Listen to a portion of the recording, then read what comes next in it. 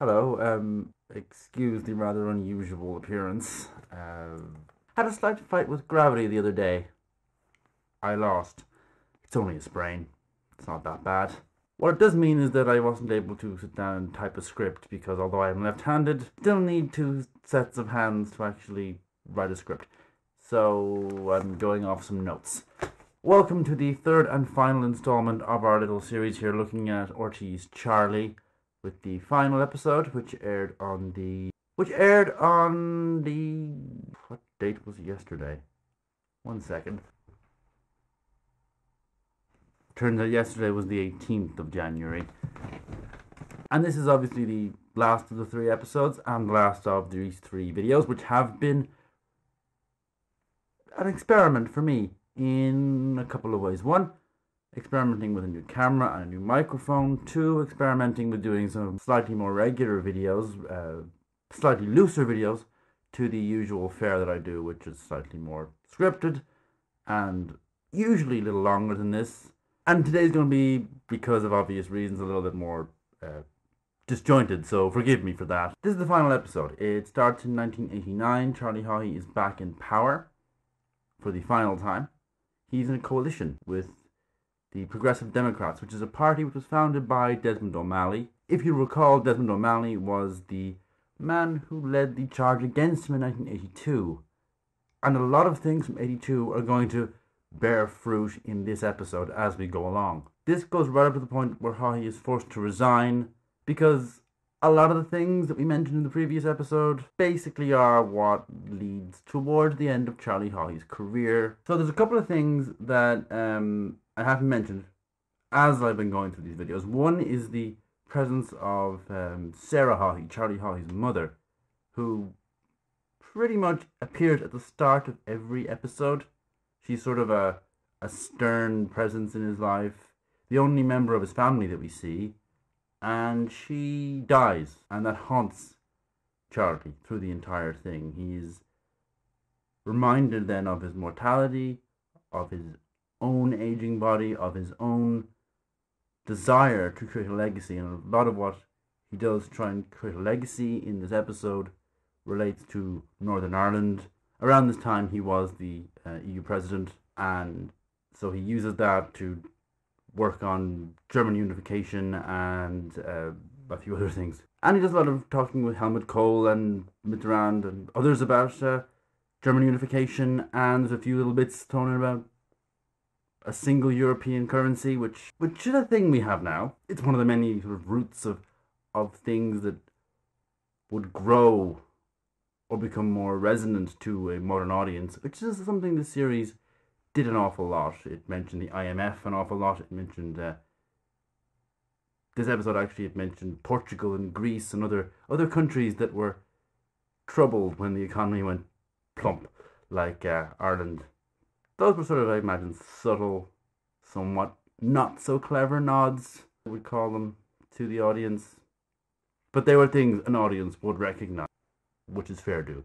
Another thing, actually, that I want to mention before we go on is that the second episode has run into a little bit of a controversy. We remember last time out we talked about the scene where Haughey eats this bird, the songbird. American journalist Brendan Riley, I think is his name, has said that the dialogue from that was plagiarized from an article he wrote, and now he's claiming some writer's credit on the episode. Now RT are looking into that, so we'll see what happens, I guess. So, yes, this episode, first off, it's the coalition between Haughey and his Fianna Fáil party and Des O'Malley's Progressive Democrat Party. We also see the rise of Albert Reynolds, who will be the man, as we mentioned, to take over from Charlie Haughey.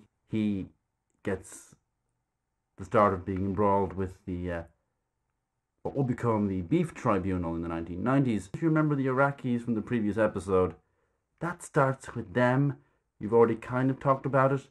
Here it expands on it. The Iraqis ordered too much meat than Ireland could really handle, and the reports then came that the meat might not have been halal, it might not all have been Irish, and it wasn't very good quality, and then the providers of the meat goes bankrupt.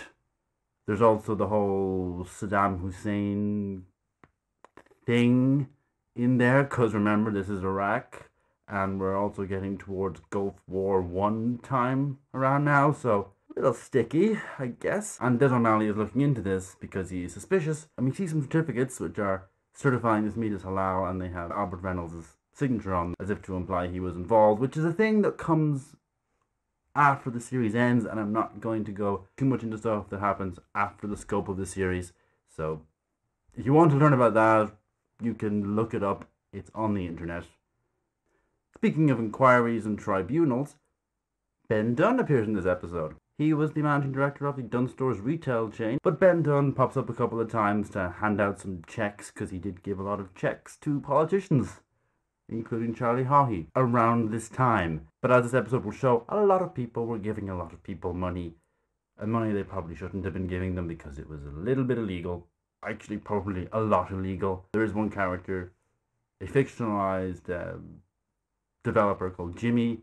He's sort of the everyman character for these kind of dodgy land deals, and he ends up actually being the one who serves Haughey with an ultimatum for a mysterious person at the end of the episode, which is when Haughey decides he's going to go, and we'll get to that as we get later on. The meat and bones of this episode really sort of stems around things we did cover that were established the previous episode. The meat and bones of the episode really goes around Brian Lenihan's firing after the whole thing we talked about in the last video, where he denied ever making a call to Patrick Hillary to encourage him not to allow Gareth Fitzgerald to dissolve the government, something which he had said he did, then later denied. In the episode, he explains away that as medication that he's been taking since a liver transplant has made him forgetful. Incidentally, there was money raised for that transplant that not all of it went to Brian Lenihan. Haughey pocketed it. That doesn't come up in the episode, but that's a thing that actually did happen. So Bumbly O'Brien gets the shaft, alas. It's actually kind of sad, because he's really this I don't know the actor's name, but he plays the character so sort of adorably bumbly that you just like him, and you kind of want this man to become president, even though you know he isn't going to. Incidentally, Lenihan in real life actually got more votes than Mary Robinson. She got 75% of the transferable votes from the third candidate, Austin Curry, which actually pushed her over the edge. That isn't brought up for obvious dramatic reasons. Haughey ends up firing him, despite saying he wasn't going to fire him. And this is the start of his House of Cards collapsing. The actual metaphor used in the episode is of a sandcastle being washed away by the oncoming tide. It's a fitting metaphor. A little on the nose to have it as the final shot, but it worked. So really you have the beef issue, then you have Lenihan, and thirdly you have Sean Doherty's reappearance. Because Sean Doherty was in a program called Nighthawks, and he pretty much says how he knew about this. He knew there were leaks. I was told to stop them. And there is yet another vote of confidence. Although the knives are drawn, he survives because it goes to a public vote. The party gets together and they vote to decide that they will vote with a roll call. So every member of the party is called out and they will say whether they want him to stay or not. So Albert Reynolds and his opposition hang back and wait it out. But how he can see the circling wagons and knows time is running out for him. He tries to convince Baby Bertie to take over, but Baby Bertie doesn't want to take over just yet. Probably because he's still a bit of a baby. So Jimmy, as you mentioned, turns up with a dossier on the arms crisis and essentially says, someone has told me to give this to you, and if you don't go, we'll tell the world your big secrets. He resigns, as he did in real life, and he makes a speech, which I will also link to. In that speech, he quotes Othello. He says, I have done the state some service, and walks off, drives back to Abbeyvale, and looks at a room which is full of sandcastles. I really want to just talk in general about the series, more than about the actual historical facts. A dramatization of historical events can deviate, and when it deviates in a good way, in a dramatically satisfying way, then it is good historical drama. When a film or a show is bad like that, I've said this point already, it's going to draw you out of the drama, out of the world it's creating. This doesn't do that. There are complaints like it is a little bit corny, or it's a little bit, the dialogue is a bit too speechy, or a bit too unrealistic, because Haughey does speak in phrases, in speeches. He's dramatic. His manner of speaking in the series is very written. That's not a bad thing.